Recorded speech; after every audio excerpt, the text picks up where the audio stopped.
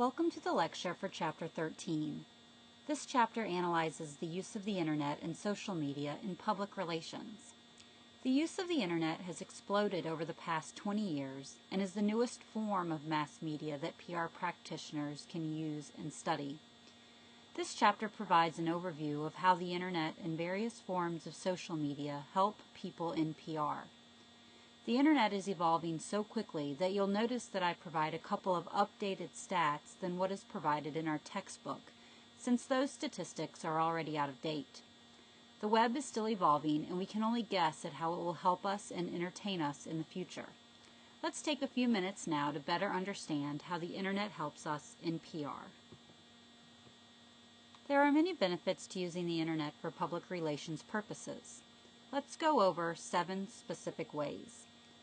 The first benefit is that information can be updated quickly without having to reprint materials. Reprints can be expensive, and updates on the Internet don't cost anything. A second benefit is that the Internet allows interactivity between viewers and an organization. Also, online readers can go deeper into stories that interest them through links provided through a website. A fourth benefit is that a huge amount of information can be posted to the web. There is no space or time limit. A fifth benefit is that it's a cost-effective way to disseminate information to the media, and you can also reach niche markets and audiences directly without gatekeepers or editors. And a final benefit is that your organization can be accessed 24 hours a day. The World Wide Web includes tens of billions of web pages. A unique characteristic of the web pages is their interactivity and the ability of individuals to have interactions with sometimes impersonal companies. There are 2 terms that can help us understand interactivity.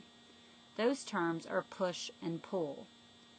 The concept of pull occurs when a user is on the web and he or she actively searches for sites that can answer specific questions. When the user is on a website, he or she pulls information from the various links that are provided. Internet users, therefore, have the ability to decide what information they want and how deep they want to go into it. The second concept, push, occurs when information is delivered to users without active participation. Traditional mass media of radio, television, newspapers, and magazines illustrate the push concept. One popular way to make a website more interactive is through a webcast. More than 90% of companies use webcasts, and they can enhance websites and can be used to show any event, live or archived, which involves the transmission of information from a person or organization to a larger audience over the Internet. Whereas the beginning use of the Internet was to simply present information to a viewer, the web is quickly changing to become more interactive even beyond the use of webcasts. The web today has multiple tools for people to talk to each other in real time. Social media includes blogs, social networking, Flickr, texting, Twitter, wikis, and podcasts. Let's begin by looking at blogs. Beginning in 1998 and known as weblogs, blogs allow individuals to post their commentary and opinions on various topics. Blogs are now recognized by PR professionals as a cost-effective way to reach large numbers of people.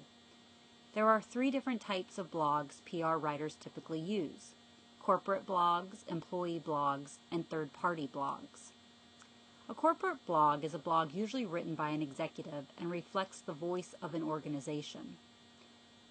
Employee blogs are blogs that allow employees to talk about projects and address technical or everyday issues.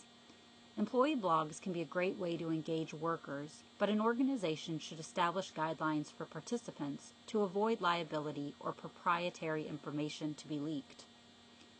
The last type of blog is a third-party blog, and these are written by people outside of an organization, and they must be monitored by an organization.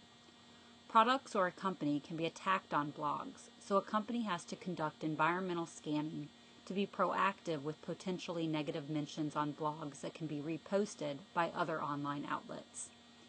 In PR, it is a good idea to establish relationships with relevant and influential bloggers, and it is also important for a company to respond to negative posts to show that you care about customer opinions and value their respect. Do you have a Facebook page? The average college student does. In 2010, research showed that Facebook had over 500 million users. In 2011, that number has risen to over 800 million people with a page. In PR, Facebook is used as a way for companies to make friends. Social networking sites can be used to gain consumer insights, build brand awareness, and create customer loyalty. A way to enhance a Facebook page is to make it more relevant and interesting by including humor, short videos, music, contests, or audience participation. Another form of social media is YouTube. YouTube is the second most popular search engine behind Google and is a widely used medium to post video clips. The average internet user watches 3 hours of online videos a month, and YouTube streams about 40% of all online videos. Organizations are starting to use YouTube more frequently as a way to reach the demographic that uses YouTube. These people are well educated, affluent college students, and those in the 35 to 64-year-old age group. PR practitioners can use YouTube to promote relationships with customers, but customers can also post damaging videos that could have the ability to go viral.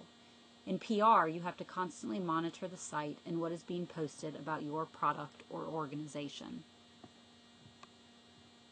The next type of social media is Flickr. Flickr is a website that allows people to share photos with anyone else online. The site discourages organizations from selling products or services, but it can be used effectively in the right way. The textbook uses the example of the Monterey Aquarium that monitors the web and will ask individuals with photos from the aquarium to post them to Flickr, with the hope that more people will see the photos and be aware of the aquarium and any special events they are hosting. Have you sent or received a text since you started listening to this lecture? Over 75% of cell phone users send text messages on a daily basis. Text can be used to reach employees, customers, and key publics, and there are 3 levels of texting that a company can use. One is the broadcast text, which companies use to text all employees at once to announce a brief message. An example of this is if the university sends out a text about an emergency situation on campus. A second level of texting is by subscription and is done by subscribers signing up to receive texts from a company. An example of this is subscribing to a restaurant that sends out texts about specials or deals of the day. A third layer is the one-off, in which a cell phone user can send a text to get an answer to a question. Another form of social media is Twitter. Twitter is the fastest growing web brand, and in 2011, 250 million tweets are sent a day.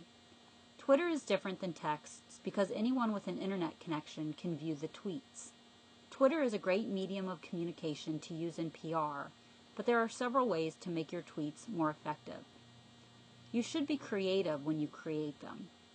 How can you use Twitter to engage the public, make the organization stand out, and bring awareness to the brand?